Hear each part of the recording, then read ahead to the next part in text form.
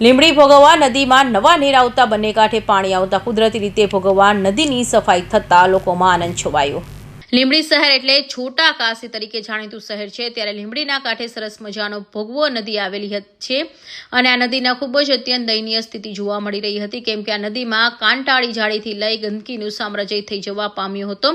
ત્યારે ક્યાંક ને ક્યાંક પર્યાવરણ પ્રેમીઓમાં એક દુઃખ કરી લાગણી છવાઈ ગઈ હતી। ત્યારે લીંબડી શહેર તેમજ ઉપરવાસના વરસાદને કારણે લીંબડી ભોગવવા નદીમાં ને કાંઠે નવા નીર આવતા લોકોમાં આનંદ છવાઈ જવા પામ્યો હતો। ત્યારે આ ભોગવા નદીને ગંદકી નવા નીરના વહેણમાં વહી જવા પામી હતી। મહેબૂબભાઈ, હા, નદીમાં પાણી આવ્યું નવા નીર, શું કહીશો? સારું કહેવાય। આટલું ઘણા વર્ષે માણસોએ પાણી જોયું। આ એક વાત કરું કે નગરપાલિકા સ્વચ્છતા રાખે, સાફ બાફ કરાવી નાખે તો નદીની કંઈક રોનક લાગે। નદી બને કે કાંઠે કાંઠે સારા સારા મંદિરો હોવા છતાંય આટલી ચોખ્ખાઈ રાખતા નથી। તો નદીનું લીંબડીનું એક નાક છે, આ એક બે પુલ, મોટું મંદિર, ફૂલનાથ મંદિર, એમાં નદી, એમ લીંબડીનું નાક છે।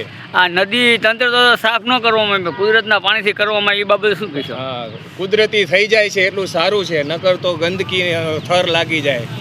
પણ એટલું સારું કે કુદરત નદી સામે જોયું કે કેટલા વર્ષે પાછી નદી છલકાણી, ઉપર ડેમ હોવા છતાં આટલી નદી છલકાણી, તો સારું કહેવાય।